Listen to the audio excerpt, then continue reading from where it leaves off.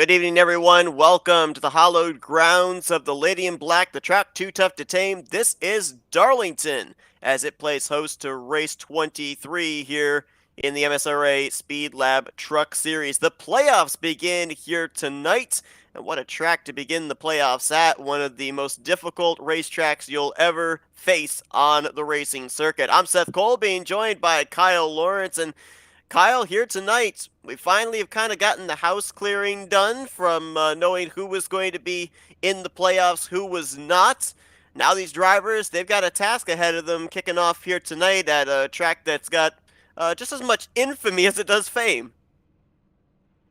And Darlington, a very difficult racetrack. A lot of fun, but very difficult. A lot of people are going to be getting up into the wall and really going to be watching those tires. Those tires are going to get worn out very quick here tonight. Seth, a difficult racetrack, but like you said, famous for possibly for a lot of the wrong reasons here. One driver's going to leave with a checkered flag and a trophy. Maybe everybody's going to leave with a souvenir, the famed Darlington stripe, as drivers continue to grid up on the front straightaway. 13 drivers scheduled to take the green flag here tonight. So let's bring you up to speed before we show you your starting lineup of who are your playoff contenders. We talked about this in the regular season finale of the announcement going out that if you were going to be in the playoffs, if you were up in the top 10 the point standings, you had to show up for that race. A number of drivers did not. So subsequently, we're down to 7 drivers to battle it out for the championship. It has made some changes as well to how the playoffs will work as far as the schedule. We'll get to that in a few moments, but 3 drivers here tonight are in the field of the playoff contenders. Your pole sitter Andrew Navarro is one of them, as well as Braxton Dewies and Chuck Waldrop. The other 4 drivers that are in the hunt for the playoffs here for the remaining 5 races would include Boyd Hogan, Christopher Hill, Richard Malugani, and Robert Shin. But with the fact that we've got only 3 of them in the field here tonight, they're certainly going to have a bit of advantage here heading into Kansas and Bristol dirt in the next couple of weeks. I have a little bit of breaking news here. Christopher Hill got on the grid last moment. Christopher Hill is on the track starting last in that number 99 machine. Boyd Hogan has joined the server as well at the last moment, but is currently not on the track yet. Will most likely start the race a lap or 2 down in the number 96 machine, but better late than never here, Seth. Yeah, absolutely. At least get out there and log a few laps. Get yourself a finishing position for this race. As you saw, only 3 drivers took time. So Jonathan Delaney will roll off 4th with Will Cooley, Agnew Phillip in row 3. Nathan Jurgensen, Tanner Love row 4 with Braxton Dewees, Matt Knight, and Ryan Strunk going to be the drivers to take the initial green to start this race. And 147 laps determining who's going to get the first checkered flag of the playoffs. A good initial start from the pole sitter Andrew Navarro in that number 42 machine, and they're lining up behind him. It's so hard to go through here side by side without making any contact. And out down the back straightaway, that is, I believe, Braxton Dewitt in the 8. He's dropping to the back. Chuck Waldrop in the 7 appeared to do the same, just trying to stay out of trouble here, keep the truck in one piece. Big picture racing now that the playoffs are in full swing. Christopher Hill's already on the move. I mentioned how he started in the back. He's already up to 8th, and he's already threatening to take 7th away from Braxton Dewees here at the very beginning. Big moment there for Wesley Jeanette, and he continues to have his hands full off of turn 2. I couldn't tell if he got a little help from behind or if he just got really loose on that top side, but he nearly went around in front of Agnew Phillip. He's now dropped back to that 6th position, and you talked about how important tires are here today. A slide like that can really put you behind the 8 ball in terms of how much grip you're going to have on the long run. Yeah, a slide like that is really going to tear up your tires. I'm expecting a long run as long as these drivers can get separated here within the next few laps. It's just one of those tracks where you get long runs as long as you get those first couple of laps into the run, because everybody separates fairly quickly with different braking points and different tire strategies. And then just to give you an update on Boyd Hogan, Hogan was able to make it on track and stay on the lead lap. The number 96 currently running in 13th on the lead lap. He's got a little less than half a racetrack between himself and the 42 of Andrew Navarro, so he will obviously be looking to stay on the lead lap prior to our stage caution. Even if he gets put a lap down, it would seem unlikely that anybody else would get put a lap down. He would be more than likely in the free pass position, as we were on board there with Christopher Hill, as you documented, flying through the field. He's already up to the 6th position, but that's going to be a catch-22 as we get later into this race, as well as how hard do you want to push it in terms of making passes, picking up positions, and giving up a lot of the grip of those tires, because it's going to wear down a lot more when you're battling than if you're just out there basically able to run the optimal line that you want to run. That's one good thing about having the stage break right here. Is in this first stage here, you can just kind of test out and see what you can do on these tires, and that's maybe what Christopher Hill is doing. He's trying to get track position, but at the same time, he's maybe pushing these tires to their limit and seeing how hard he can push it and how long these tires will last.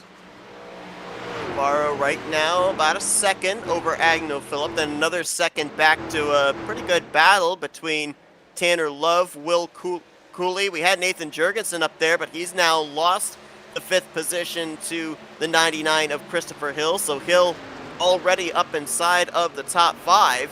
We'll follow that battle still if Jurgensen can keep in touch with Hill, and we'll also keep an eye on the battle just up ahead. Cooley starting to slowly reel in the 28 of Tanner Love, about 2.5 truck lengths separating those two. Jeanette continues to have early troubles. Look like he got up into the wall, or at least got close to getting into the wall out of 2, lost 2 positions, dropped back to the 10th spot in the number 74 machine. Seems like he has some speed, but just struggling a little bit here early. Mention the fact that we are going to have that stage caution. It's going to be coming out roughly around lap 23. We have seen in the last couple of races where it hasn't been exactly on the number we were given. It's been sometimes a little bit earlier, sometimes a little bit later, but it should be in the vicinity of lap 23 for these drivers, and something that we're now starting to see that we're pretty used to seeing here at Darlington. A lot of the drivers running low going into turn 1, letting it swing right up against the wall through the center of the corner, then kind of arcing it back down. Then when they get over to 3 and 4, it's right up against that wall from 3 all the way to the exit of turn 4, which means that if you're going to make a pass over in that section of the course, you got to have a truck that's really good running the bottom. It's a very interesting line you see most drivers run through turns 1 and 2 here at Darlington. There's nothing quite like it. You mentioned that early, going really low early, then arcing it high up against the wall, and then arcing it right back down up against the dotted white line coming out of the corner. There's nothing quite like it, like a kind of like a diamond sort of turn. Well, Andrew Navarro, we saw him in the regular season finale at Lucas Oil Raceway Park have a dominating performance, picking up that checkered flag. Obviously, the momentum seeming to be in Camp 42 here to start off the playoffs, and out in front showing the way in this one in the early going. You got to wonder about that 99 of Christopher Hill, if he's going to be able to get up there and challenge Andrew Navarro. Same for Boyd Hogan there in the 96. I mean, once we end up getting that stage caution and Boyd Hogan's going to be caught up to the rest of the field, we'll maybe start to get an idea of just how strong that 96 truck is. Obviously holds the most victories this season in 7 in total, and trying to see if he can get an 8th. Now, one thing that we should point out is that when the playoffs were going to begin with what was originally going to be 10 drivers, it was going to come down to points only. It was not a win and you're in system with the 3 rounds. But now that we only have 7 drivers that are going to be battling it out for the championship, the announcement was made that we will run the 6 playoff races prior to the season finale. Darlington tonight, Kansas next week, then Bristol Dirt, Texas, Homestead Miami, and Martinsville. We will run all 6 of those races as one round. The top 4 drivers at the conclusion of Martinsville will be the final 4 to compete for the championship in the finale at Nashville Superspeedway. It's going to be a very interesting next couple of races to see who can make it into that championship 4 out of our 7 competing drivers. And one of those drivers that really has been making a name for himself here the last couple of weeks, and that's been Andrew Navarro. Started off the season really strong, took a little bit of a break for a couple of weeks and then came back, and he's been just as strong as he was at the beginning of the season, the number 42. Riding on board with Will Cooley, and I'm watching particularly the lower left of our screen here, watching the hands. When we were on board earlier with Christopher Hill, saw the hands kind of jerking back to the right, that overcorrection, trying to keep the back end of the truck planted onto the straightaway. And not a whole heck of a lot of banking when you go through 1 and 2. There's more banking over in 3 and 4, but talk about how this track wears away at the tires. There you see right there, trying to correct the truck back as it wanted to slide off of turn 2. These drivers, that's a big reason why they're going to want that fresh rubber. Obviously, it helps in terms of speed, but certainly helps in terms of handling too. This is going to be an interesting battle here in a second for 3rd, 4th, and 5th right here, because Love's going a little slower than Cooley, and then Cooley's going a little slower than Hill, at least on a consistent basis. Hill's right there on Cooley. They've been both catching up to Love the last few laps. Hill's going to try to make this move on Cooley here momentarily. You know, talking about the fact that it's not a win-and-you're-in system here in the playoffs, how important is it for these playoff contenders to get these stage points? I think it means everything. Points are everything. It's going to mean everything to get to that championship 4 if you're really trying to compete for a championship. But then some of these other guys are just out here trophy hunting, drivers that are not in the playoffs, like the 00 right there of Will Cooley. He's not in the playoffs, so he's trophy hunting.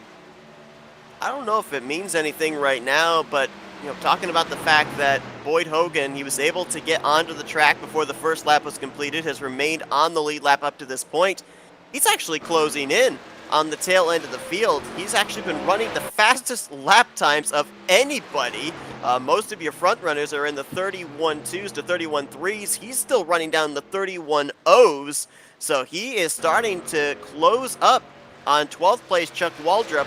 I don't think he's got enough time, but there could have possibly been a scenario that Boyd Hogan could have gotten up inside of the top 10 here and snagged a stage point or two prior to the caution coming out. That 96 is fast, so it's going to be a lot of fun to see just how much speed he has once we get back green for the one restart we know we're going to have here tonight.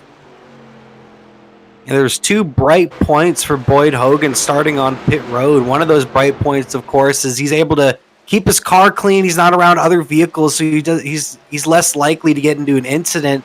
But another big reason, I think this is the bigger reason, is here at Darlington, like I said, it really tears up tires. And if you have the distraction of other drivers and trying to race these other drivers, you're going to wear out your tires you're more likely to wear out your tires. So that number 96 back there is all by himself, so he's just able to take his time and run a smooth line, and it really is paying. You can see how much it's paying off right now. He's consistently running at least a 10th, if not 2 tenths quicker than our race leader.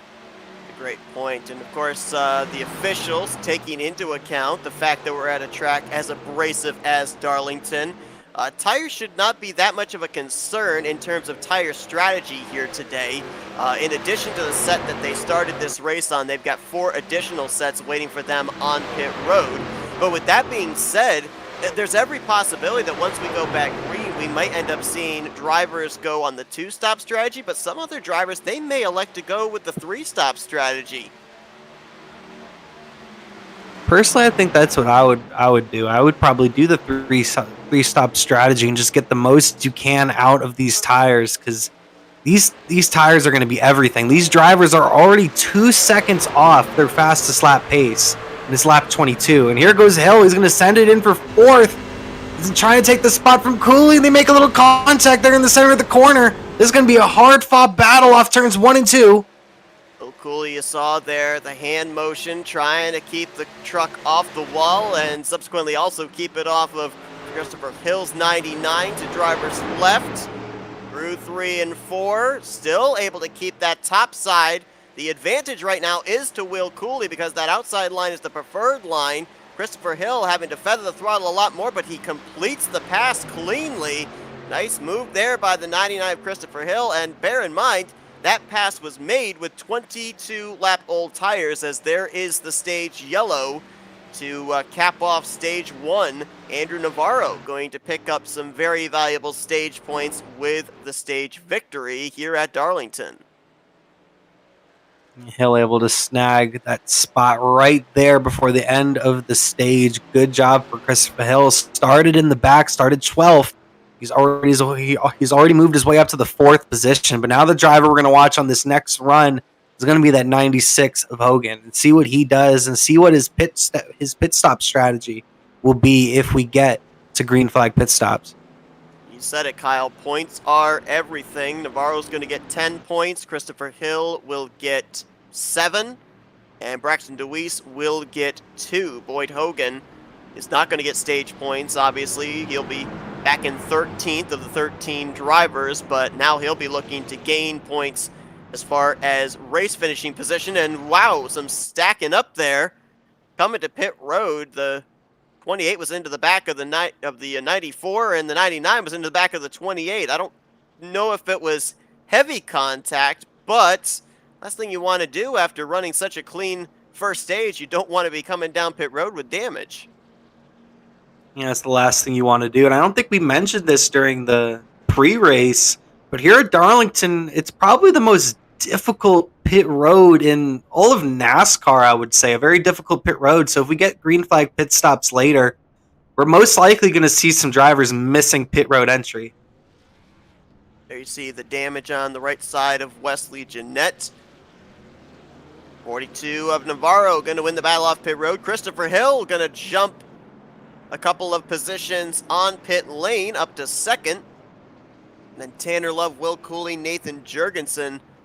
That's going to be the top 5 when we go back green. Hogan was able to snag a couple of spots on pit road as well. Was able to move up to the 9th position, the driver of the number 96 machine. So it's a little bit of a shorter drive to the front for the 96 than we thought. And maybe get an idea of drivers that we may not necessarily have seen them have an incident here with the Lady in Black during those first 23 laps, but spent a little bit extra time on pit road. Looks like Agno Phillip, Chuck Waldrop, Wesley Jeanette, and Braxton Dewees. A little bit longer pit stops for those 4 drivers. A little bit of TLC being done to their race machines. Matter of fact, we got a couple more drivers coming back down pit road again. Maybe to get some more damage repaired, or maybe even just to top off the fuel tank, because to your point, based on what we just saw there in the first stage, we could be settled into a long green flag run, maybe not even see another caution from now to the checkered flag. So it's all going to come down to execution, pit strategy, tire strategy. We've seen this before in the past too. The last handful of 1.5-mile races that we had here during the regular season, we saw this type of strategy play out.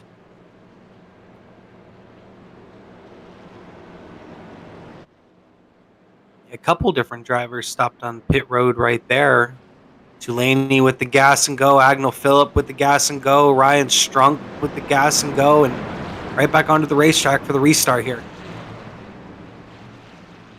Andrew Navarro, Christopher Hill, the front row. Navarro going to be the control truck. He can go whenever he wants to since the pace car has hit pit lane. Green flag waving, and Navarro with a great launch. He's going to have Christopher Hill and company cleared by at least 2, maybe 3 car lengths by the time they get into turn 1. And a great restart from Boyd Hogan as well. Hogan already up to the 5th position here in the number 96 machine, right behind Cooley and Tanner Love. And Christopher Hill with him up here in the 2nd position. Is he able to threaten Navarro for the race lead? And we'll be keeping an eye on that 96, especially during the long run, because we documented how he was running anywhere from 2 to 3 tenths quicker than the drivers up at the front of the field, and he was back all by his lonesome in 13th place. Part of that could have been his tire conservation in the early going of that run, but I also wonder if it could have been the fact that he didn't have anybody in front of him. He wasn't dealing with aero tightness in traffic like a bunch of these drivers were. So now that he's up here inside of the top 5, be interesting to see if his truck is as good on the long run in traffic as it was when he was running by himself. Oh, Cooley really slow getting out of 4, and Hogan's going to snag the spot fairly easily. Looks like the 00 Cooley maybe slowed up for him going into 1 and 2, and Cooley's going to back out, go to 5th. The number 96 of Hogan's up to 4th.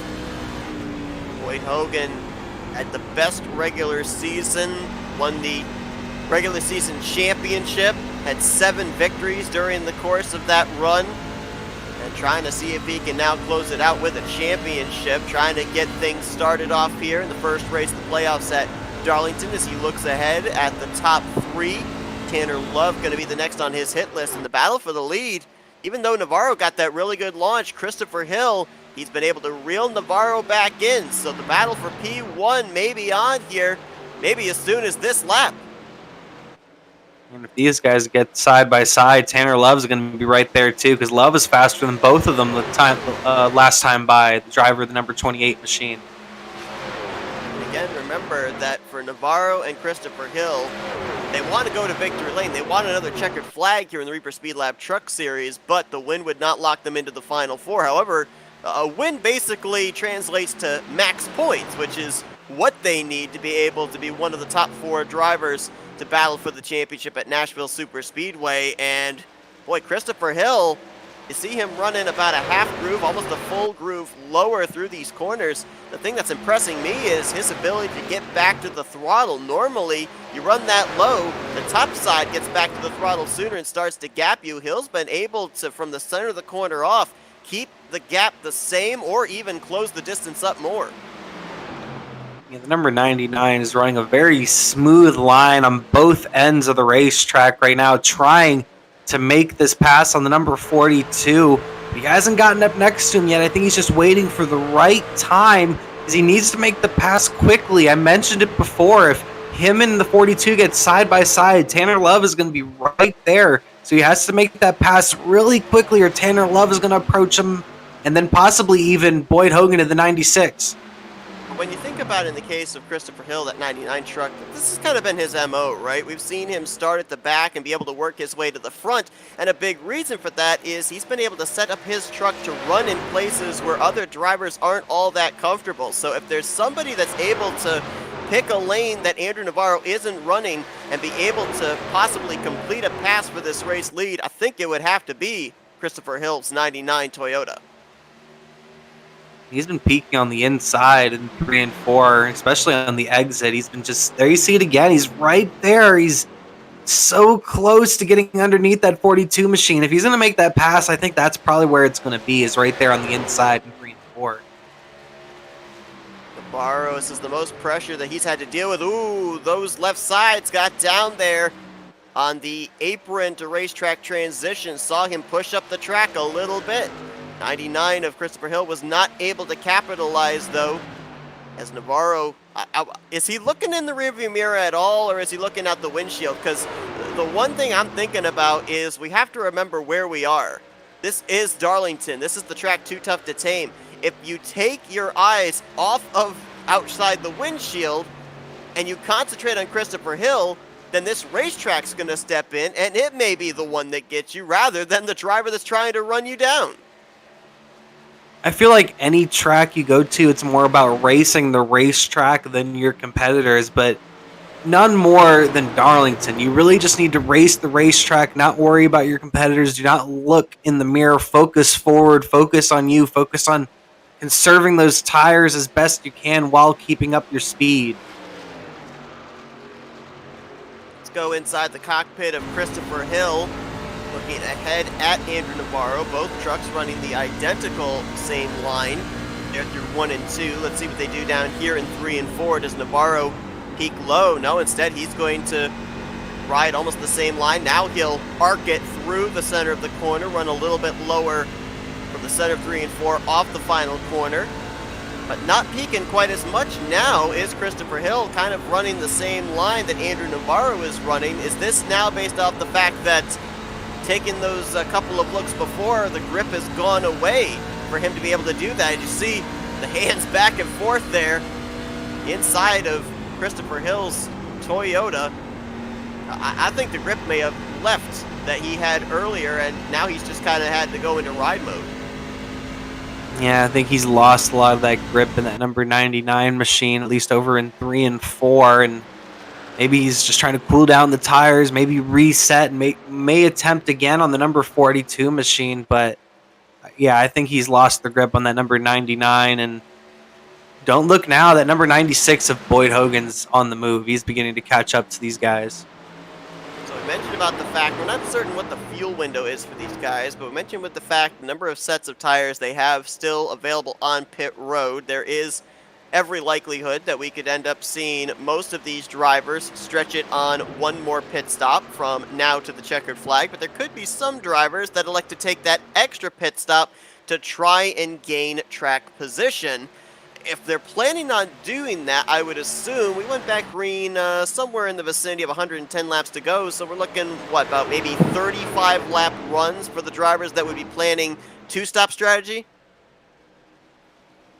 Something along that, and I think that's just the way to go. You're looking at these drivers driving right now, and they're already a second off their quickest lap time. It's only 15 laps into the run. We saw them at the end of the last run. 22 laps into the run, they were already 2 seconds off their best lap time. So can't imagine 35 laps and how much it's going to do to your tires. We're going to drop back here to some battles taking place in the latter half of the top 10. Braxton Dewitt and Ryan Strunk, they've been going at it for the last couple of laps. This is for the 9th position, and not too far behind them, you've then got Matt Knight and Wesley Jeanette. They've been mixing it up back and forth for the 11th spot, so a lot of battling going on here through the field as things continue to be rather close up there amongst the top 3 or 4. But there you see Strunk, he gets the wall off of turn 2. You can see the battle scars on the right side of Braxton Dewees. Darlington already has given out a couple of souvenirs. I think Agno Phillip might also have had one at some point, as looks like a little bit of damage there on the right rear bumper. Yeah, Phillip ended up getting some repairs, I think, on pit road during the last during the caution flag during the stage break. When he was in second place, I noticed he did get the wall a little bit off of 2 at one point, and I guess he got that damage repaired on that number 94 machine. He's one of those drivers that might be hoping for a caution to maybe try to get some track position back. Jonathan Delaney as well. 6th place battle there with Delaney trying to reel in Nathan Jurgensen. Looked like he was going to get a nice run on him last lap out of turn 4. Now the gap is maintained about 2 truck lengths. Delaney going to pull up again rather close down the back straightaway heading into turn 3. Takes a look here, not able to get the run through the center of the corner. He's able to drive it in a lot deeper than Jurgensen, but then Jurgensen seems to be better from the center of the corner off. Their lap times are almost near identical every time they cross the start-finish line here, but in terms of who's got the better handling truck, it looks like right now it might be the 6. Yeah, Delaney seems like he has a good amount of speed, and that number 6 machine, not too surprising, a very quick race car driver whenever he's out here, and he's threatening to take away this spot from Jurgensen to move into that 6th spot. Chuck Waldrop came to pit road about 5 laps ago. Unscheduled pit stop, obviously, and he has now returned back to the racetrack. He is, well, actually, it was more than 5 laps ago that he came to pit road, but he is now 9 laps down.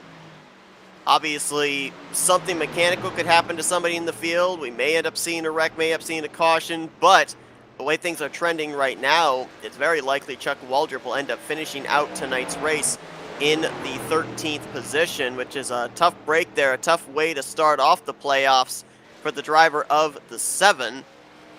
He will look to rebound next week when these drivers head to the Midwest at Kansas Speedway, as we see Matt Knight pick up a spot on Ryan Strunk, so move the 33 up into the top 10.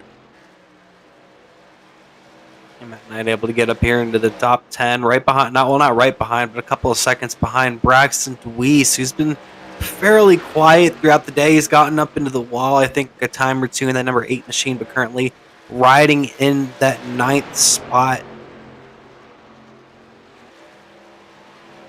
You look at the drivers that took the green flag here tonight. we know that obviously there's going to be another 5 races between now and the season finale at Nashville Super Speedway, so we can't really make any predictions yet. But, Chuck Waldrop making it into the playoffs, we've seen him occasionally up inside of the top 10, but we've never really seen him up inside the top 5 or at the front of the field. You look at 4 drivers that took the green flag here tonight in the case of Navarro, Hill, Boyd Hogan, and maybe a guy who had one of the best second half of the regular season in Braxton Dewees. Is it too early to say that we might be already looking at our potential Final 4 at Nashville Super Speedway in those 4 drivers? Before we started the event, that's what I was kind of thinking. I think that would be my prediction for the championship 4 would be those 4 drivers. Hill and Hogan have been just so dominant throughout the season. Navarro started off the season very strong, took a little bit of a break and came back and has been very strong ever since he's came back, driver the number 42. And like I've mentioned before, Braxton Dewitt started off the season a little slow, but the second half of the year became very consistent and has been a top 5, top 10 driver on a weekly basis, the driver of the number 8 machine. And yeah, I think that would be the most likely championship 4, but I wouldn't quite count out Waldrop in the number 7. Saw Ryan Strunk on pit road. That is obviously an unscheduled pit stop for him. He's gotten into the wall a number of times here, which end up losing him positions to Braxton Dewees and Matt Knight. He finally brought his machine down to the attention of his crew, is getting that right side damage repaired as we watch the battle for 3rd between Tanner Love and Boyd Hogan. So, in the case of those drivers right now that look like they are going to be clear cases of advancing into that Final 4, how much of a sizing up period takes place between these guys? I mean, we're going to Kansas next week. We're going to Bristol Dirt in 3 weeks' time. These guys, I think, are going to be out there making statements, trying to get checkered flags as if to say to the rest of the competition, hey, I'm going to be the favorite to beat when we end up getting to Nashville Super Speedway. If you're going to get that trophy, you're going to have to go through me. I kind of feel like this is the drivers being able to put together a playbook for 6 races when they eventually get to Nashville. I feel like it's just all about getting hot at the right time at this point. You have to heat up at the right time here at the end of the season, right before you get into that championship 4. And I think that's going to be the key, is having that momentum heading into the championship 4.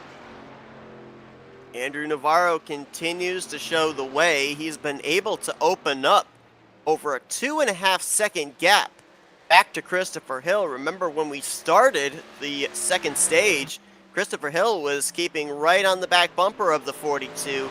All of a sudden, the momentum has shifted. Christopher Hill is a long ways back, and he's in danger of maybe losing out on second place. Boyd Hogan just got around Tanner Love, and he's reeling his teammate in. Hogan's catching up to Christopher Hill pretty quickly. He should be there within the next 2 or 3 laps at the pace that he's running, but he's still not running as quick as Navarro is. Navarro putting down some steamer lap times, the driver of that number 42 machine, but 2 drivers that are running even faster than Navarro is Will Cooley and Jonathan Dulaney, running very fast lap times in the 00 and the number 6. And if these drivers were planning on that 2-stop strategy from the beginning of stage 2 to the checkered flag, they would be only about 4 or 5 laps outside of that window before they'd have to hit pit lane. And you talked about it, one of the most difficult pit roads to get onto here. Braxton Dewees is on pit lane now in the 8 truck, so we know that he's got some right side damage. Not certain if this is a regularly scheduled stop for him with that potential window now being open or not. We'll keep an eye on how long he remains in his pit stall, whether this is a pit stop for necessary damage repair or if indeed this is a strategy call.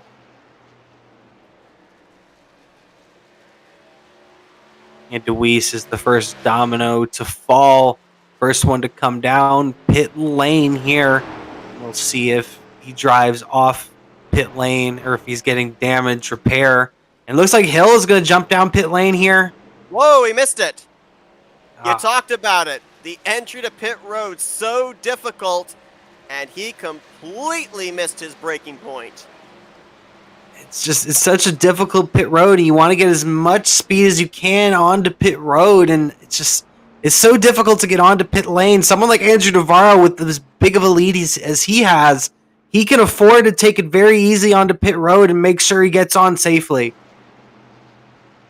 Follow the 99 around the racetrack here, as he's going to most certainly lose at least one lap, maybe even 2 laps now. And the worst part about it is, too, you're already so slowed down when you're trying to make it onto pit lane that then you've got to shift gears in your mind, get the thing back up to speed to be able to make it back around, and now he will make it onto pit road entry. You got to get that thing wound down, so he's got one of the first early pit stalls, and kind of let that be a lesson to you for the rest of the drivers in the field, because that could be their fate if they're not careful getting onto pit lane. I remember that there was a series that we broadcasted, and it wasn't a rule, but it was recommended for drivers that they actually start slowing down and running the apron in turn 3, run their apron all the way from 3 over to 4 to make sure that they make it onto pit road, rather than make that late duck to pit lane through the center of 3 and 4. I mean, would that be outside the realm of possibility for a driver to kind of adapt that strategy just to make sure they safely get onto pit road? Yeah, I feel like that's the best way to go. If you try to do it in the center of the corner, it's definitely possible. It's been done before, but the track just kind of takes you at that point. It's really hard to get your car or truck in this case down all the way to the bottom of the racetrack, underneath all the grip on the racetrack and the banking. He just had a synchronized slide there off a turn 2 as Will Cooley completed the pass on Tanner Love, but both had their hands full off the second corner. Jonathan Delaney right there as well, so a good 3-way battle for 3rd, 4th, and 5th position. Update on Braxton Dewees. That pit stop was unscheduled, and they've actually pushed the 8 truck behind the wall. So as things stand right now, Braxton Dewees would be slated to finish out this race in the 12th position. Ryan Strunk also went to the garage area prior to that. He will finish in 13th. So that's a couple of positions. Chuck Waldrop, who has returned back to the racetrack, although multiple laps down, will be able to pick up before the conclusion of this one. But a tough break there out of the gate to start the playoffs for Braxton Dewees. Not to mention Christopher Hill's still on pit road as well in the 99. He's been on pit road for a couple of laps in the number 99 machine, so his day could possibly be done as well. So 2 drivers right now. That's going to help to not necessarily confirm, but definitely help them to grow a gap as far as points are concerned. First spot inside of the Final 4 in the season finale. Navarro and Hogan, who right now are 1st and 2nd. Tanner Love is going the wrong way. Got passed by Will Cooley. Jonathan Delaney moved on by him, and now with Nathan Jurgensen completing the pass, that will drop Tanner Love outside of the top 5 for the first time today. Tanner Love just doesn't seem to be that strong on this long run that we're on at the moment. Has fallen back a little bit, back to the 6th position, or maybe he's just really... Here he comes. Driver of the 28. Get it onto pit lane, and he will.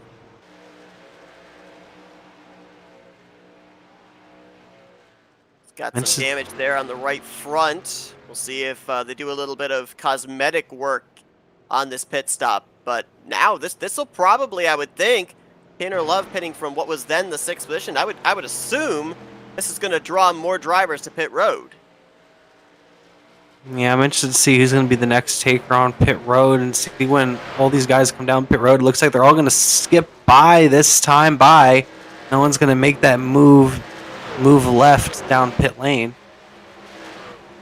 So if these drivers are planning on doing the one-stop strategy, they're still about 20 laps out from when they would make that pit stop. That would have split this final stage in half, 60 laps, 60 laps.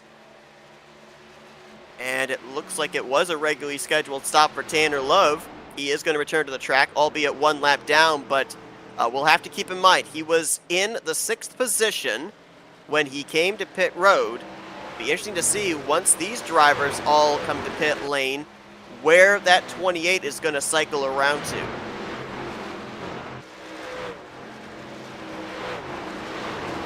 I'm hoping that most of these guys, if not all of them, are doing the one-stop strategy here because I want to see what Love can do against these other drivers on that two-stop strategy and see how much of a difference it's able to make those fresh tires. Jonathan Delaney in the 6 right now, running in the 4th position. Behind him, you've got Nathan Jurgensen in the 31, and the truck behind him is the 7 of Chuck Waldrop, who does have fresher tires, about 15 lap fresher tires than the drivers inside the top 5. I think the 00, either he got really loose off of 2 or he was coming to pit road. I think it's actually the former. He just really slid off the second corner, had to gather that thing back up. Very fortunate that there's all that runoff on both the front and the back straightaway before you get to that pit wall separating the racetrack from pit road, because if you end up getting loose off a corner, you got a lot of space to be able to try and get that thing pointed in the right direction. There's a whole bunch of space down there. A whole bunch of space to go. You can really kind of just go everywhere. Oh, whoa! I'm watching Hogan. Hogan almost spun it going into 3 and 4, and he's coming down pit lane. Driver of the 96. It was a late dart onto pit road, but he will make it safely onto pit road. They'll come down to the attention of his crew, and the gap between Boyd Hogan and Andrew Navarro when the 96 drove onto pit road was about 3 seconds. We'll see if that closes up when and if the 42 eventually makes his pit stop. And I feel like we say this word so many times in these races, but based off the fact that we see a lot of long green flag runs, it's a very prevalent word, and that's execution. Execution getting onto pit road, execution while on pit lane, and execution making sure that once you come off of pit road that you put down the best lap times possible, because even if you come off the pit road and you don't put down good qualifying type lap times, if you have even a slight mistake, then you're shortcutting as far as the pit strategy. It may not even work out. Over here looking at Hogan and Love, and Hogan's going to come out of pit lane around 5 or 6 seconds back of Tanner Love. Tanner Love was behind Boyd Hogan on the track by a couple of positions. Just those few laps, Tanner Love is already 6 seconds in front of Boyd Hogan, and currently he's running almost 2 seconds a lap quicker than race leader Andrew Navarro. Keep an eye on this battle for third. They're starting to close up here between Delaney and Jurgensen, but yeah, also to your point, as things run right now, Love and Hogan, they lost a lap when coming to pit road under green flag conditions, and Wesley Jeanette was put a lap down a couple of laps ago by Andrew Navarro. So should we see a caution flag before the rest of the leaders hit pit road, 28 and the 96 would not be in the free pass positions. They would more than likely be able to take the wave around, but that would put them at the tail end of the field. So we'll keep tabs on that here as Tanner Love and that 28. You just saw him getting around the lap machine of Chuck Waldrop, and he's about to get up there to 4th place Nathan Jurgensen. I don't know, it's quite possible with how fast that 28 car is right now. He could maybe unlap himself before Navarro even has thoughts about coming to pit road. I think that's the strategy for Love and Hogan, is just to unlap themselves here. If a caution does come out, at least they're back on the lead lap, but their goal is for it to go green the rest of the way and see if they can make up all this time with the fresh tires. I believe that was the 74 of Wesley Jeanette we saw there. Ooh, Cooley's in the wall! Whoa! And right in front of Tanner Love. I don't know if that was a case of Will Cooley trying to bail out of the throttle to allow Tanner Love on by, or if he's just lost all possible grip there off of turn 4. Yeah, it looked like in the middle of 3 and 4 that he got up into the wall a little bit and hooked himself left trying to get off of the wall, the driver of the 00, and almost got into the 28 of Love right there in the middle of 3 and 4. That allows Jonathan Delaney to close the gap up for now 2nd place even more. There you see, top of your screen, that's Boyd Hogan on fresh tires.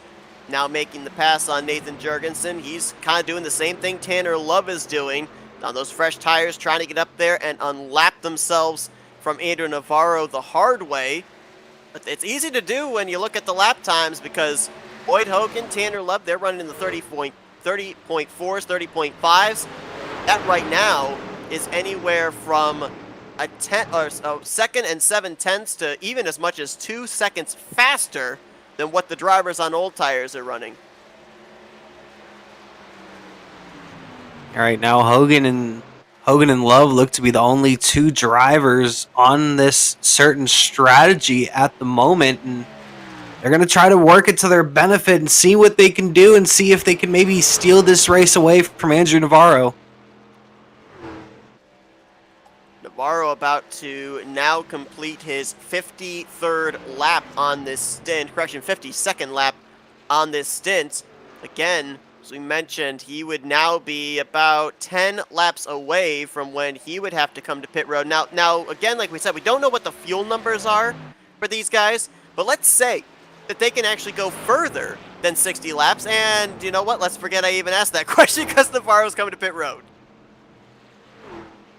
Here comes Andrew Navarro in the 42 coming down pit lane. Not sure exactly what the fuel strategy is from this point, the driver of the number 42 machine, but he's going to come down pit lane, get 4 fresh tires, and fill up that tank full of fuel.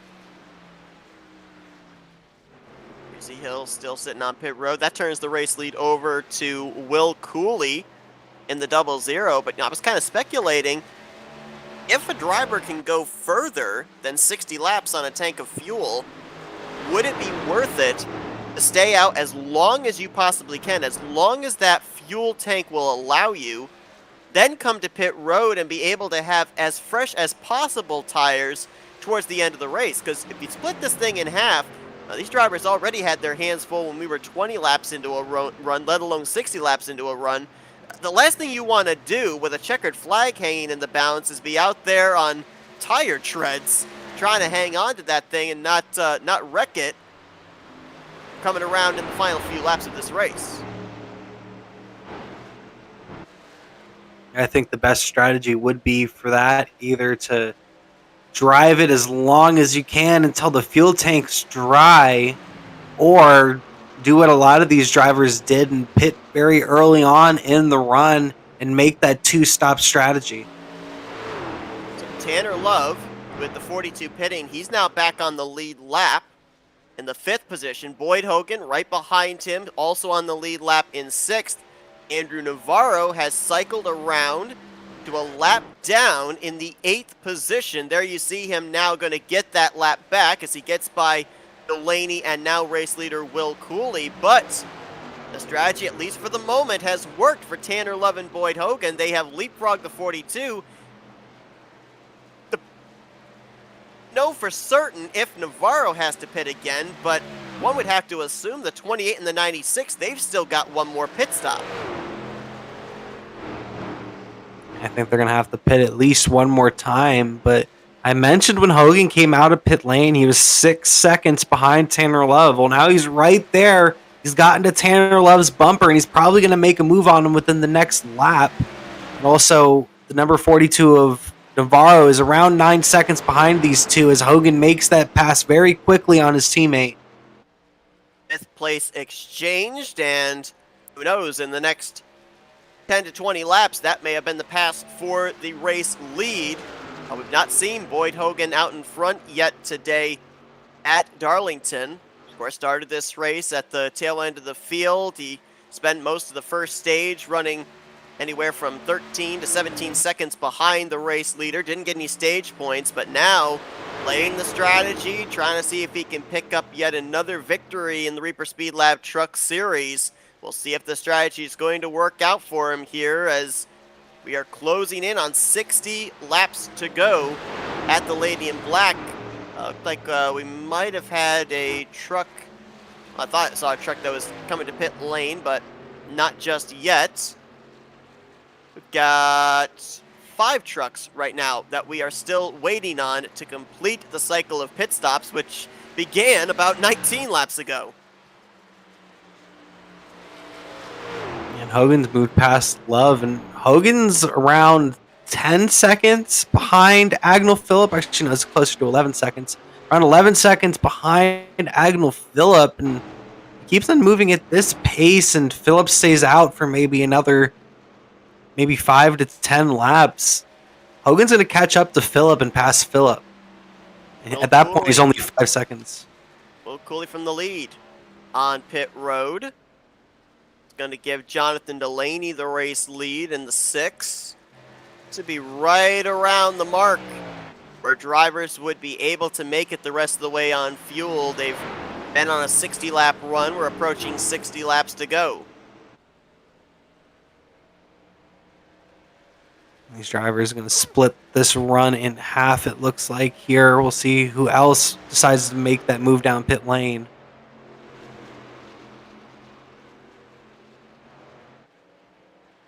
So just working the calculator here real quickly. If you're Andrew Navarro, kind of gauging off of these drivers that are still out here. Whoa, Delaney trying to woe that truck down through the center of 3 and 4. Nearly lost it for his troubles as he locks the brakes up. Getting onto pit road. Jurgensen's in with him as well. All right, so they're on pit road coming to the completion of their 61st lap. So if that is about as far as these drivers can go, Andrew Navarro might be in trouble because he pitted about 7 laps ago. So either he's going to have to try and save about 4 or 5 laps of fuel, or else he's planning on coming to pit road around the same time that Boyd Hogan and Tanner Love are. There you see Agnew Phillip coming to pit lane, so he was able to make it 62 laps on fuel. But also remember that Agnew Phillip, before we went back green under our only caution period at the end of stage 1, he actually had come down pit road under the 2nd lap of pacing and topped off the fuel tank. That's why he was able to go a little bit further.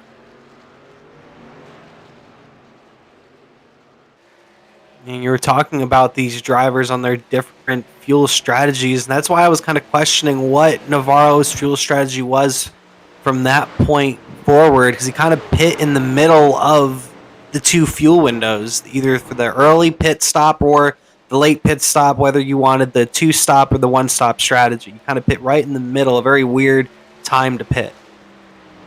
So Boyd Hogan now cycles out to the race lead. Navarro, little less than 2 seconds behind him in 2nd place. There you see him coming off of turn 2. Tanner Love's in the 3rd position. And right now, based off the numbers we've seen with drivers when they hit pit road there, those 3 drivers cannot make it on fuel, which means that Will Cooley in the 4th position might be sitting in the catbird seat to maybe bring this thing home, but he's only got about half a second between himself and Jonathan Delaney. So right now, the battle for 4th position may end up being the battle for the eventual race win. Now, going back there to the case of Andrew Navarro, though, it's really close for him to be able to make it the rest of the way on what he's got in the tank, though calculating he would be short. Is there any way that you can still run semi-fast lap times here at Darlington and be able to save fuel at the same time? You're just going to have to let off really early before the corners. Here he goes, going to pass Hogan here. Hogan's just going to move on out the way, but he just needs to let off really early, not use as much brake, and just let off the gas and just kind of coast it into some of these corners, this is one of those tracks where that is definitely doable. Boyd Hogan going to allow Navarro on by. Big difference in tire grip between those two, about 10 laps difference. Advantage to the 42 of Navarro as he now cuts to the inside of Chuck Waldrop. Nathan Jurgensen going to complete the pass there as well, and now the 31's actually going to go to the inside of Andrew Navarro. Jurgensen in that 31 going to get his lap back as he's in the 6th position, and he's got about 10 lap fresher tires than the 42. So that's the other thing about Darlington. We talk about how much fall off there is with tires on the long run. You have different drivers on different strategy. Sometimes it can be very difficult to navigate your way through traffic because you've got drivers that are 10 lap fresher tires behind you, drivers that are 10 lap older tires ahead of you, and you got to figure out when you encounter the older tires, are the fresher tires going to be on your back doors? So a lot of mental games come into play in a type of race like this. Yeah, that's how most of the cautions actually end up happening at a track like Darlington, because it's a very tight track in the corners, very difficult to complete passes, and when you have drivers on these different tire strategies, you have some of these guys that are fresh out of pit road, and they're in a hurry trying to make up time, and then you have some guys that are trying to save their tires that have been on the track for 10 or 15 laps, and you end up having them collide, and that's usually how cautions get brought out here. Things are looking good right now for playoff contenders Andrew Navarro and Boyd Hogan. Right now, they are in the first and second positions. Not such good news for the other three playoff contenders that started this race. Christopher Hill still sits on pit lane. He is currently 38 laps down in 11th, so it's very unlikely that he will be advancing from that spot here tonight. Braxton Dewitt, an early departure for him. He will finish in 12th, and Chuck Waldrop just now hit pit lane for what I believe is a regularly scheduled stop for him. He was off sequence with the race leaders, but he is currently 10 laps down in the 10th position. So that's three playoff drivers right there. They will be looking to mount a comeback next week when these drivers head to Kansas Speedway for some good mile-and-a-half racing before eventually taking an off week and preparing themselves for one of the wild card races we had circled here during the playoffs. It's Bristol Motor Speedway, but it's the world's dirtiest half mile as we're going to have the dirt-covered Coliseum. Yeah, I'm excited for Bristol Dirt. We weren't able to broadcast Knoxville earlier on in the season. It's gonna hopefully be a good race. We'll probably get some accidents, and it's gonna be some craziness here in the trucks, and we'll see what drivers are able to handle the dirt. Agnew Phillip there, the 94. He right now is the first truck one lap down based off all the pit stop cycling that's gone on. Looks like he's going to get that lap back the hard way, and that will put 7 drivers on the lead lap with 50 laps to go here at Darlington. Navarro going to tuck up in front, or right behind rather, the 94 of Agnew Phillip, and you can just see the difference in tires, what they allow you to do, especially from the center of the corner off. I mean, it was about, what, a truck length between the 94 and the 42 going into turn 1. By the time they exited out of turn 2, there was about 5-6 truck lengths.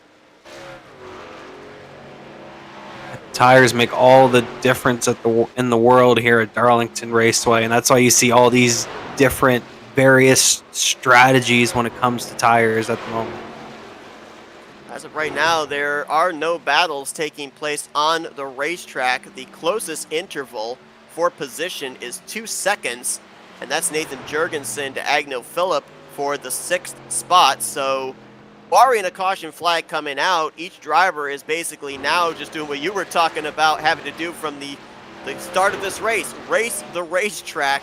Do not put a wheel wrong, and for a trio of these drivers, we expect prepare yourself for that final pit stop. I mean, it's got to be good news if you're someone like Will Cooley or Jonathan Delaney, knowing that you've already come to pit road, you don't have to come again, because we've already seen Christopher Hill have struggles coming onto pit road. Well, Navarro, Hogan, Love, yeah, they navigated pit road entry very well the first time, but there's still room for error because they're going to have to navigate it a second time.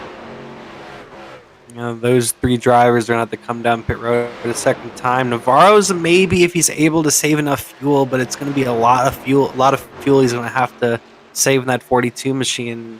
We're going to be watching those pit road entries. I remember when Boyd Hogan came down pit road, he got very sideways coming into 3 and 4 because he had 2 left side tires off the banking and 2 right side tires on the banking and almost lost it when he hit the brakes. So it's something you're going to have to watch out for as well. Here you go, Tanner Love. Final pit stop of the day as he's on pit road, and I thought he overshot his box there from that camera angle, but nope, they are now servicing the 28. He was, I believe, in the 3rd position when he came to pit road. So we'll see if this off-sequence tire strategy is going to pan out. But the driver of the 28 will also see just how long it's going to be before Boyd Hogan ducks onto pit lane. He went about another 10 laps past Tanner Love's pit stop before, and then Andrew Navarro went another 9-10 laps past that. So we'll see just when these drivers will be electing to come to pit road. We should also make note as well, when things cycled around, for the drivers that came down pit lane that we're pretty certain can make it on fuel, Will Cooley was the one that came out ahead of everybody else. Since then, Jonathan Delaney has gone around the 00 and left him in the dust. So if indeed Navarro and Hogan cannot make it on fuel, Jonathan Delaney is en route to picking up his first career win in the Reaper Speedlab Truck Series. Delaney's been close multiple times, but we'll have to see what strategy will end up being the winning strategy. We have so many different various strategies at the moment going on, but which one will be the winning one? I'm really going to be watching Hogan to come down pit road here soon. Here he comes, actually. The 96 of Hogan going to jump down pit road. Boy, really locked those brakes up there, but the commitment line does not start at that pit wall. The pit wall is merely the commitment line. So it looks like he got it woed down in time. We'll follow him down pit road here. We've seen this during the course of the season too. The asphalt pit road to the concrete pit stalls, especially at a track that wears down the tires, can make you maybe slide through your pit stall, but looked like he hit his marks perfectly, did Boyd Hogan, as they go to work on servicing his machine for what we believe is going to be the final time today. You talked about Jonathan Delaney being so close so many times, up in the conversation for the victory on numerous occasions. His best finish coming into tonight's race, 4th place, and that was about a month ago at Pocono. And Pocono's got a couple of nicknames, the Tricky Triangle for one, so you go to another track that's got nicknames, the track Too Tough to Tame, maybe the gimmick tracks are where he's really good at. Delaney just seems like he's been so close so many times, but hasn't quite been able to get it. Today might be the day, but Navarro's on pit road here. Andrew Navarro coming down pit lane to possibly make his last pit stop of the day. So now for Jonathan Delaney, it is open up as big a gap as you can on Andrew Navarro or Boyd Hogan, depending on who ends up cycling out ahead of whom, and hope that they don't close up that gap with what's going to be now 40 laps to go. Tanner Love just unlapped himself from the 6 a couple of laps ago. Boyd Hogan is currently 26 seconds behind Jonathan Delaney. I don't know. I mean, I don't think you can count the 28, the 96, or the 42 out of this as of yet, because if we were down to 10, 15 laps to go, then I'd say advantage Delaney, but there's still a big chunk of race still left to be run. Plenty of time for those fresh tires to be able to reel Delaney back in. Navarro was able to come back out on track just in front of Hogan. Hogan sent it to the inside going into 3 and 4, but he wasn't able to get the grip. And Navarro has the fresher tires, and he's ahead of the 96 of Hogan. We're going to bring up the sidebar here, at least for the next few laps or so. Keep an eye on the interval of the 42 of Navarro in 5th, the interval of the 96 of Hogan in 6th to the race leader. You're going to be seeing that 23, 22 second gap close up rapidly as they've got the fresh tires, and Jonathan Delaney trying to hold on here for the final 38 laps to pick up this victory. I mean, last time by, Andrew Navarro just ran the fastest lap he's run all day, 29.720. Compare that to the 31.5 of Delaney. That's almost 2 seconds faster for the 42 truck. At that pace, he should be at Delaney's bumper in around 11 or 12 laps at that sort of pace. Of course, I don't expect it to be a 2 second difference every lap. But at that, I'm expecting him to probably be at Delaney's bumper within the next 20 laps, unless Phillip or Cooley or Jurgensen hold those drivers up a little bit. Well, Andrew Navarro started this race from the pole, and we're starting to get an idea of why. Fastest lap prior to just moments ago was a 29.680 laid down by Agno Phillip. Last time by, Andrew Navarro topped that with a 29.609. Fastest lap of the race so far. And he doubled it down the lap after that with the 630. So he's putting down some great laps right now, the driver of that number 42 machine. He really, really wants this win here today. Currently only 18 seconds back of the race leader. Start finish line now. Delaney is going into turn 3, so there's still about a little less than 3/4 of a racetrack between those two. But again, if you look on the left side of your screen, it was 23 seconds that Navarro was behind Delaney when we last looked. It's now been chopped down by 7, now pushing 8 seconds. Now, to your point, Navarro's got to lay down these lap times now while he's got the fresh tires. Interval is going to be slower. The game will be slower as we get further on into this run and those tires wear down. But, I mean, we've even seen it. 5-lap tires, fresher tires, can be a huge amount of difference in terms of speed. And Navarro right now has got almost 20-lap fresher tires than race leader Delaney. He's just going to continue to chomp at this lead. Like I said, Delaney's best friends are Cooley, Phillip, and Jurgensen. They're going to have to hold up Navarro and Hogan and those drivers up as long as they can. And honestly, another good friend for him would honestly be a caution. He has a set of tires. He can put on a set of tires, and caution would do wonders for Delaney, especially it would give him track position as well. Well, not only that, but I'm pretty certain that if we ended up running even another 5-10 laps here and had a caution come out, you probably would have Andrew Navarro and Boyd Hogan come to pit road with the rest of the leaders. I don't think they would run the risk of staying out on 10, 15, 20 lap old tires. So you're right, that would be a net gain there for Jonathan Delaney, who would have a good chance of coming down pit road as the leader and leaving pit road as the leader, as we had a good battle brewing for third place. Jurgensen had closed up on Agnew Phillip, but now Phillip starting to open up a little bit of daylight. They're both in turn starting to reel in Will Cooley, so we could have a good 3-man fight for that second position. And you talked about how these guys could be the best ally for Delaney. If they get up in close proximity and start racing with each other, there may not be a lane for Andrew Navarro to get by them when he eventually reels them in. And that could be either golden or the opposite of golden for Delaney, because Navarro could either get held up by all three of those drivers, and they might even cause an accident, which would be great for Delaney. Of course, not great for these drivers, but it'd be really good for Delaney. Or it could go a different way, where these three drivers all kind of get held up off one of these corners, and Navarro's just able to go flying past them on the straightaway. I've seen it happen many times here at Darlington. Even Jonathan Delaney, when we were looking at him, he was sporting some right side damage with the famed Darlington stripe. It's been a struggle for these drivers here tonight. It may not look like it for some, but I think just about every driver here today has had to deal with some troublesome Darlington shenanigans in some way, shape, or form. Matt Knight is now on pit road getting more damage repaired on his 33. Wesley Jeanette's been a couple laps down since the start of this race with a few unscheduled pit stops. I mean, I don't think there's a single driver in the field that doesn't have at least a little bit of damage coming from that outside safer barrier.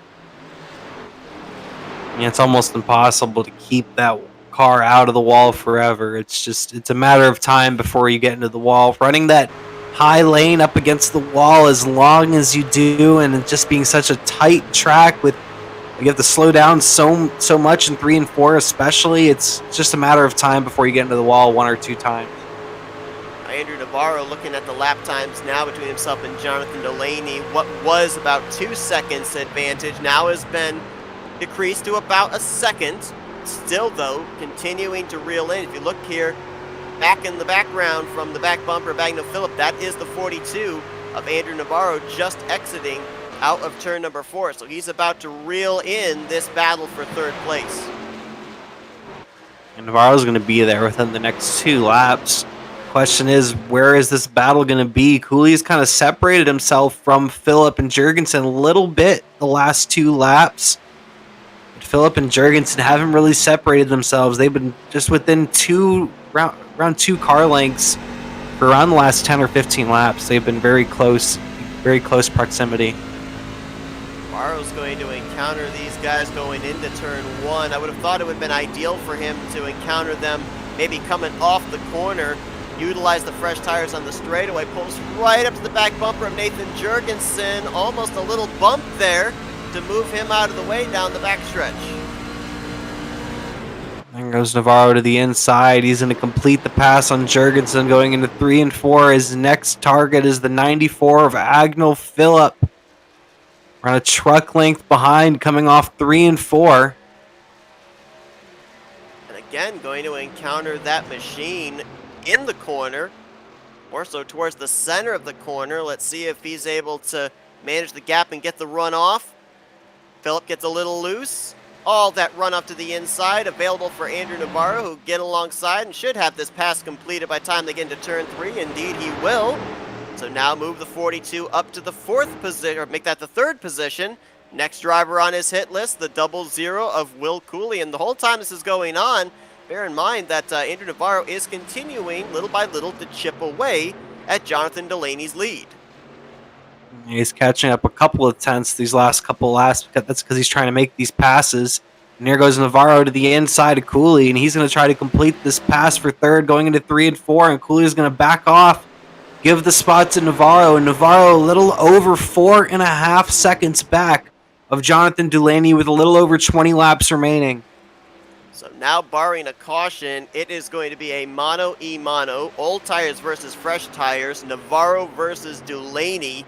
Boyd Hogan, the strategy did not work out for him. He was not able to keep in touch with Andrew Navarro. As a matter of fact, he's not even quite yet up to Nathan Jurgensen for the 5th position. Still almost a 1.5 seconds separating those two. So looks like for the time being, the 96 is not in the conversation for this race victory. And there's still 22 laps to go. Plenty of time for Andrew Navarro to reel in Jonathan Delaney. So we saw the lightning fast lap times that Navarro was putting down before. That certainly had to do a number on his Goodyears. I think at this point, since you've got a good chunk of race still to work with, I think you back it down just a tiny bit if you're Andrew Navarro. Save a little bit of that tire, because the last thing you want to do is catch up to the 6 and be on equal footing with him, having used up all that tire rubber. I just think there's such a big difference on pit stops between these two. Even if Navarro drove this truck into the ground, he'd still probably have some more speed than Delaney at the moment, because Delaney is just, he's way off Navarro's pace, as all these drivers are on the older tires. Navarro is going to catch Delaney here momentarily, but one thing I wouldn't quite give up on is a caution flag. Darlington, a very difficult racetrack, and we've seen self-spins. We've seen the drivers on the different strategies. We could possibly see some contact, especially with Hogan getting up to Jurgensen and these drivers here. We could possibly see a caution here late. I wouldn't quite give up on that. Boyd Hogan now working his way through the traffic there, got around Jurgensen. He'll try to put his fresh tires to work on Agnell Phillip next in the 94. If you think about it in the case of Jonathan Delaney as well, I like the strategy call because it works out in his favor in one of two ways. If he's able to hold off Andrew Navarro and win this race, then obviously that's a huge strategy call that worked to his benefit. But even if the strategy doesn't work out for him, he's more than likely going to finish in 2nd, maybe 3rd, if Boyd Hogan's able to reel him in before the conclusion of this race. Bear in mind that Jonathan Delaney, the majority of this race, was running in the 5th or 6th position. So that's a net gain of anywhere from 3 to 4 spots in the finishing results from basically where he was positioned for a majority of this event. So that, I think, is a huge strategy call. Even in that regard, I'd consider that a win, because you end up finishing higher than where you were basically slated to based off of raw speed. Definitely a very, very good strategy call for sure for Delaney. It's given him an opportunity to win the race, and if he doesn't go to victory lane, you mentioned he's probably going to finish either 2nd or 3rd, but most likely get a top 3, and that's a really good finish for Jonathan Delaney. Andrew Navarro has closed up the gap. It's only a matter of time before Delaney's going to have to wave the white flag of surrender and hand the lead back over to the dominant truck of the evening. We have seen, though, with all these cycling of green flag pit stops, we've had a number of drivers have been able to take a turn out in front. Delaney, Will Cooley, Andrew Navarro, Boyd Hogan, they've all been out in front at some point or another. But definitely Andrew Navarro has led the most laps here tonight, and he's looking to lead the most important final lap of this race, as he's now to the inside of Delaney, and he will go back to the point. Navarro able to cut back up in front of the number 6, Delaney, and he now has the race lead. And at this point, the race is in his hands, pending a caution flag. This number 42 just needs to run a clean last 15 laps, and he'll be able to get the victory. Looking right now, Boyd Hogan's got as fast a truck as Andrew Navarro. He's been right in the neighborhood in terms of lap times as Navarro. Gained a little bit there with Navarro having to get around Jonathan Delaney, gained about 2/10. The problem right now for Boyd Hogan, it's not tires. They're about equal on tires as well. It's only 2-lap difference. Problem is his track position. While Navarro is currently making his way into turn 3, Boyd Hogan is just now about heading into, I believe that is turn down the midway down the back straightaway. So he's still got about roughly a little more than a quarter of the racetrack to be able to reel the 42 in. So he's got to lay down some lightning fast lap times. And we saw before how on the long run Andrew Navarro seemed to kind of be the better truck in that regard. Hogan's going to have to lay down some really good lap times, and he's going to have to hope that Navarro makes some sort of mistake. Navarro has slightly fresher tires at the moment. You mentioned it. He's a little stronger on the long run than Boyd Hogan, it seems. So he's going to need for Navarro to make some sort of mistake, get up into the wall, or maybe even a lap car to get up into his way. Something needs to go wrong for that 42 to something for this to go right for the 96. Best battle of the track going on right now. Inside the top 5 for the 4th position, Jurgensen has reeled Agnew Phillip back in. They both were able to get around Will Cooley moments ago. Looks like Cooley's truck, his handling has definitely gone away. He got up in the wall there off of turn 2 that last time by. So Jurgensen putting the pressure on Agnew Phillip in the closing stages of this race, trying to snag another position before the checkered flag. Agnew Phillip working it in that number 94 machine. Jurgensen's right there, though. Jurgensen keeping that pressure on the 94 Phillip. Good battle here late. Pressure right now is on Nathan Jurgensen because it's not that easy to make a pass at Darlington regardless of how many laps you've got on your tires. But these guys right now, they're almost up to 50 laps on their good years. So Nathan Jurgensen, if he's going to complete this pass, it's got to be a perfect corner, or he has to have the 94 of Agnew Phillip make a mistake. And even right there you saw back end of Phillip's truck fishtailing off the corner. So really dealing with the loose sensation, not a lot of rear grip there, getting back to the throttle. And Will Cooley may have a shot of getting back up to these guys before all's said and done. Yeah, he lost some ground, but if they get side by side, Cooley's back into the conversation for 4th place.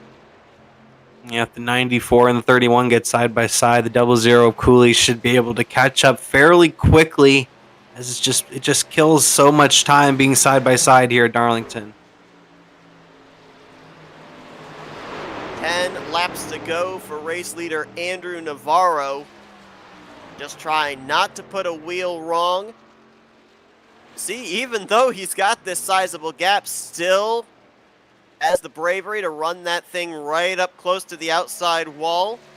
Only maybe about 6 inches between the right side of his truck and that red and white painted safer barrier. A little bit further away from the wall through 3 and 4, but that's been the line that's worked for him all race long, and he's just now basically, I think, kind of gone into his own zone mentally, not thinking about anything except hitting his marks, letting his spotter or his crew chief count down the laps for him. He's just trying to maintain the gap back to Jonathan Delaney in that 6 as the 96 of Boyd Hogan. He's trying to close up on Delaney for that 2nd spot. I'm not necessarily certain he's going to be able to get there. He is 2/10 quicker, but there's still about a 1/10 and a half between those two, and I would have thought Boyd Hogan would have closed in on Delaney a lot quicker than he has. These tires have slowly been evening out through the run, and Hogan's running similar lap times as Navarro. He's usually right on pace with Navarro. If anything, he's a 10th slower than Navarro. It's just their lap times have really evened up with Delaney. Many laps ago, they were running 2 seconds faster than Delaney. Now Delaney's only 3/10 slower than Hogan and Navarro. He's on board with Boyd Hogan, looking ahead at the 6 of Delaney. Delaney has had a couple of moments there through the center of the corner. Here you see Boyd Hogan trying to gather it up. Boy, wow, look at those hands working back and forth, trying to make sure that that thing stays planted off of turn 2. Trying to close up the gap between himself and Delaney, which is going to be a battle for second in the final 5 laps of this race. But it is looking like, at least with this on board, Boyd Hogan is on pace to snag that runner-up spot before the checkered flag waves.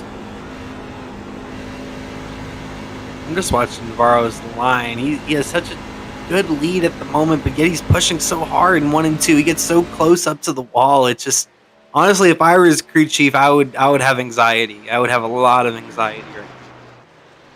Well, Andrew Navarro ended off the regular season with the victory at the Indianapolis Raceway Park, and looking for back-to-back victories, which would bring his win total up to 3. But also, more importantly, trying to set best foot forward here in the playoffs, trying to make the statement as the #1 guy to get a slot in the Final 4 in the championship race at Nashville Super Speedway. This time by, he will see 3 laps to go at the track too tough to tame. 3 laps remaining, and Hogan's there. Hogan has gotten to the back bumper of Delaney. He's around a truck length back of Delaney going into turns 1 and 2. He's right there. Can he make this move on him and take away that second place here late? Yeah, for Boyd Hogan, this is an important passes. My gosh, what a save there off of turn 2, as he was all sorts of sideways, fishtailing left and right down the backstretch. But remember, Boyd Hogan did not get any points at the conclusion of stage 1. So even this point for picking up second place could be very important for driver 96. Hogan's gonna have to try it again. He got really loose off of 2 that last time by, trying to get to the gas as quick as possible. And then number 96. But can he get there and make that pass as Navarro is approaching the white flag? White flag in the flagman's hand. It waves over the hood of Andrew Navarro's Toyota. Will Cooley just completed a pass on Nathan Jurgensen for 5th. Will follow the battle for 2nd here on the final lap between Delaney and Boyd Hogan, as Andrew Navarro's got this thing in hand. Andrew Navarro coming into 3 and 4. Oh! Delaney's in the wall, and Hogan's going to get by. Delaney all sorts of sideways. Hogan's able to complete the pass, and off of turn 4, Andrew Navarro will get to celebrate here tonight at the track too tough to tame. The lady in black belongs to driver 42. Delaney spins across the line, obviously very upset with himself. Phillip was in the wall off of turn 4, lost a spot to Will Cooley there in the final corner. Great last couple of laps there, battle for 2nd. Boyd Hogan able to steal away that 2nd spot and snag those points for 2nd. Much needed points there, Seth. Absolutely. Both Andrew Navarro and Boyd Hogan going to have quite an advantage over the rest of their playoff contending drivers in regards to trying to clinch themselves spots in the championship battle once we get to the season finale. But Andrew Navarro, back-to-back races where he gets to burn it down. What a way to kick off the playoffs if you're Andrew Navarro. 4th career win here this season in the Reaper Speedlab Truck Series.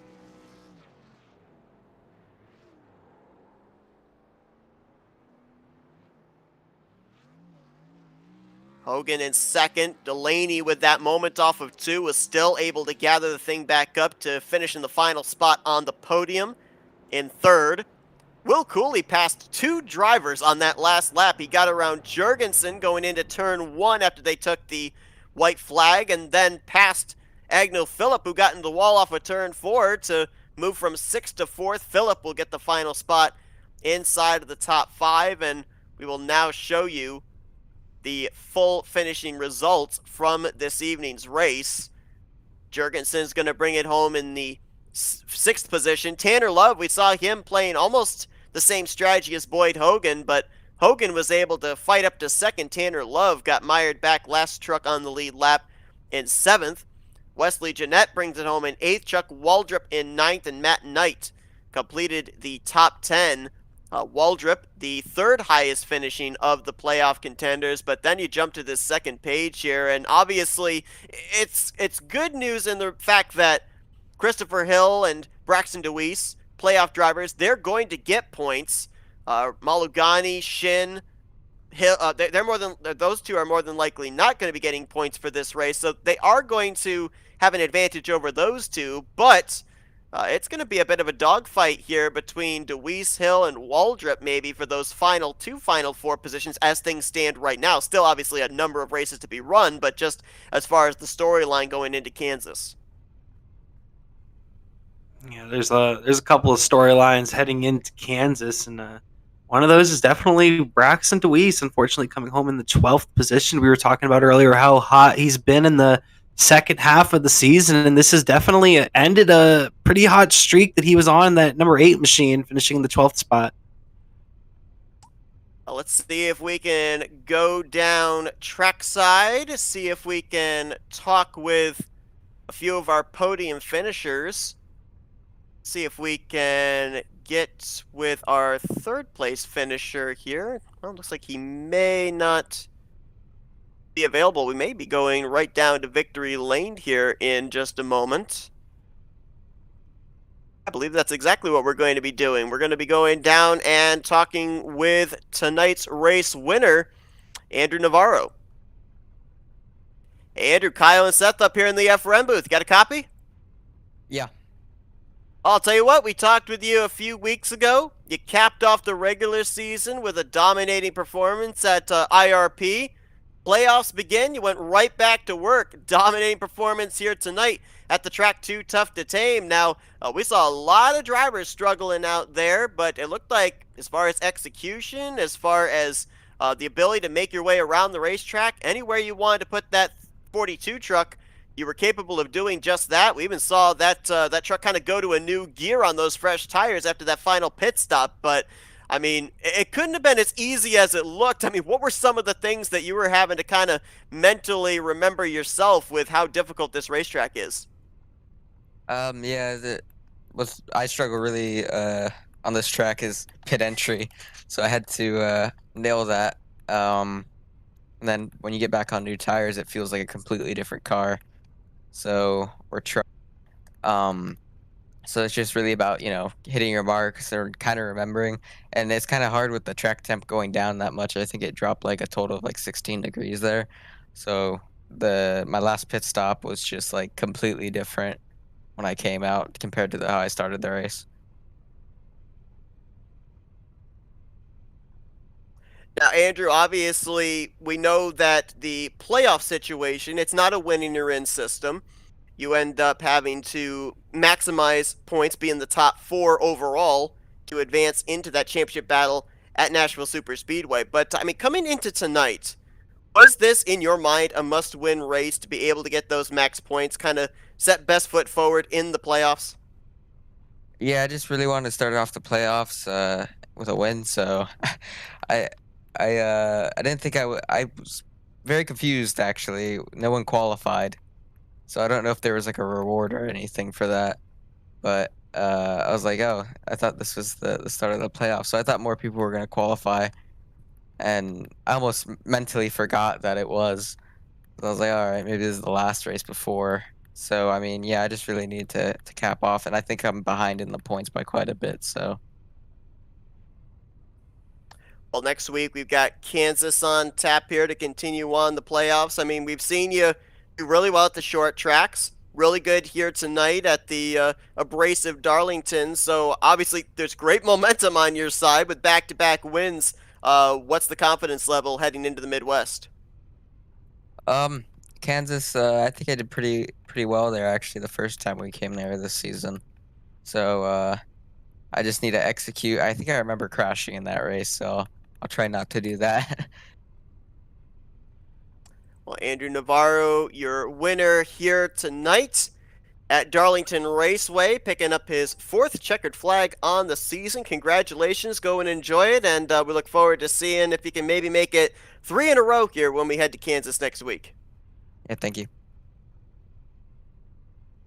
Navarro talking about that he believed he crashed in the last Kansas race. Just look back. No, he did. He did not crash. He actually won that race, going coast to coast, leading 108 laps. So another dominating performance there, and had a great one here tonight as well. Let's see if we can get our 2nd place finisher, another of our playoff drivers, Boyd Hogan. Hey, Boyd, it's Kyle and Seth up here in the FRM booth. You got us? Yes, sir. Well, man, I'll tell you what, definitely an adventurous night for you. Ended up starting this race from pit road, had to battle to keep yourself on the lead lap, got that stage caution, then slowly, methodically started working your way up through the field. Now, we figured, based off of the additional set of tires that you guys were given, that we were going to see some drivers go with the one stop in that 2nd stage, but we felt also we would see some drivers go with the 2-stop strategy. It almost worked out for you. Do you still think the 2-stop strategy was the right call, or do you think if you'd gone with the 1-stop strategy, you could have been able to keep everyone in your rearview mirror on that last run? I think the only thing that could have maybe changed the outcome at all for us would have been if I just took care of my stuff there on the first run. I don't know. I should have saved a little harder because I beat it all up, passing everybody. And once I got by Tanner, I realized that tires were pretty much gone from trying to come through the field. So then you're kind of just out to lunch and hanging out till the next cycle of pit stops. So we finally got to those, and then kept everything pretty static most of the rest of the way. And I don't know. You just strategy wasn't going to change it.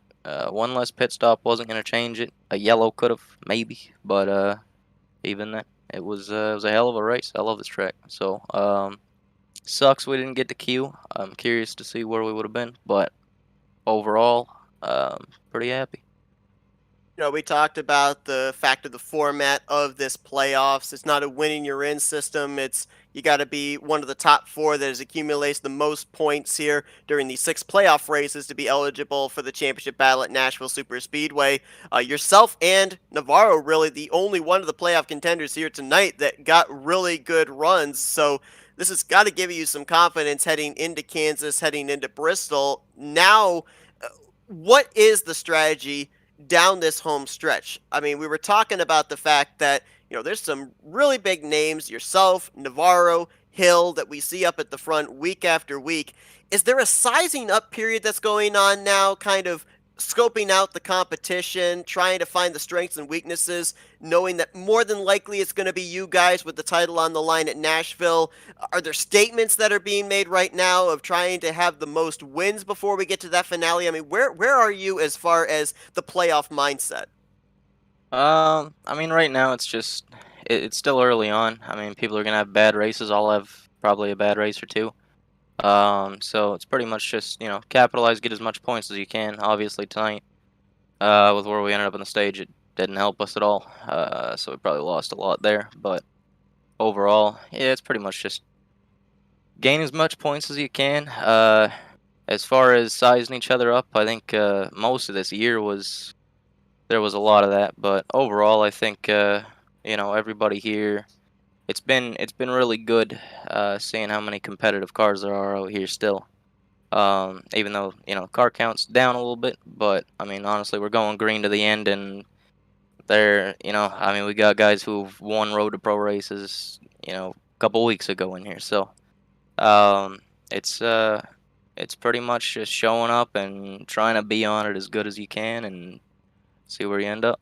That's what makes this stuff fun. Well, a great performance for you here tonight, starting off the playoffs with a 2nd place run. We'll now give you the opportunity to thank some sponsors and do some shout-outs. Yeah, first and foremost, got to thank everybody at Legacy Esports, Chris Hill, Dalton Collins, Chris Pfeffer, Anthony Burrows, Brandon McKissick, everybody who's put in all the laps and worked on the truck here this week. Feel pretty happy with it.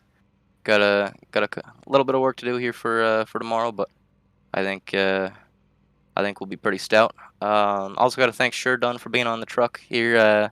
New sponsors on the truck this week. Have been for the last little while now. Auto Parts for Less, Cincinnati, Curb Records, Green Mountain Grills, Champion, Blackstone Management, Allegiant. Everybody who's a part of the deal here, and shout out to Reaper Speedlab, of course, for putting on the series, and you guys for putting on the show you do. Matt Knight and everybody behind the scenes.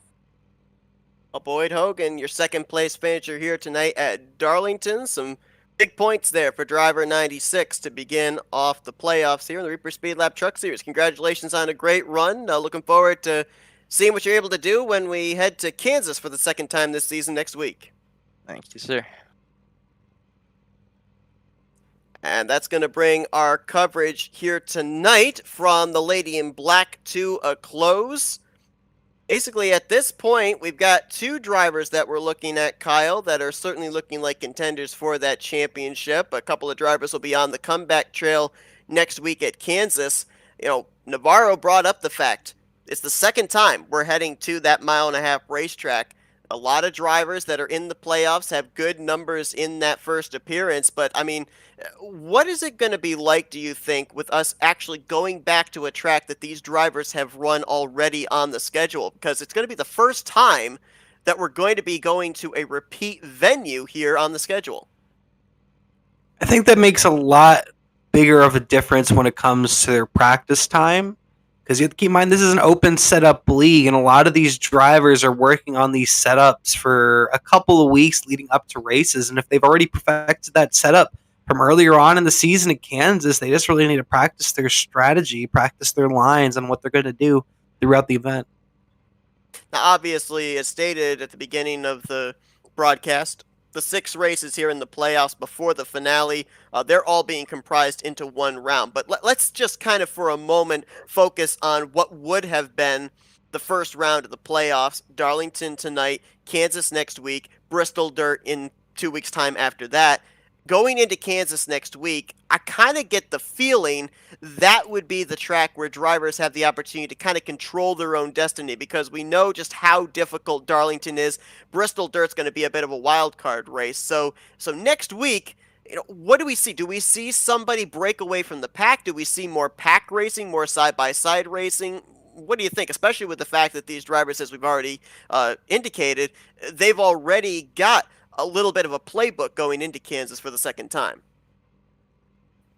I expect definitely some more side-by-side racing than we had today at Darlington. First of all, it's just a lot more of a racy track. You can run multiple different lanes, and some lanes come in throughout the run, some fall off throughout the run, so we're going to be seeing that. And Kansas is just a lot more even of a racetrack. Not a lot of drivers aren't going to be saving their tires quite as much. The strategies aren't going to be so different, so I expect a lot closer racing, a lot more passing next week.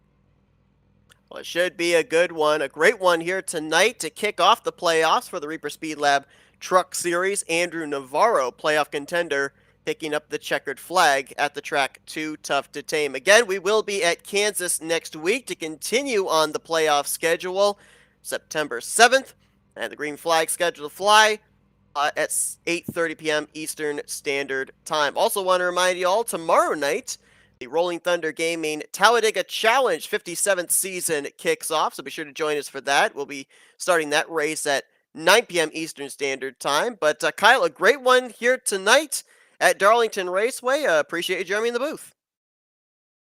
Yeah, thanks for having me, Seth. Another dominating performance, 2 in a row for Andrew Navarro for Drill Spill heading into Kansas. The playoffs continue here for the MSRA Reaper Speedlab Truck Series. We'll see you guys next week. For Kyle Lawrence, I'm Seth Cole. Enjoy the rest of your Wednesday night if you've been watching another broadcast courtesy of the FRN Flatout Racing Network. This broadcast is the copyrighted work of Flatout Racing Network and may not be rebroadcast, retranslated, or used in any form without the express written consent of Flatout Racing Network and iRacing.com Motorsports Simulations. Flatout Racing Network would like to thank you for your support, and we hope you enjoyed tonight's broadcast.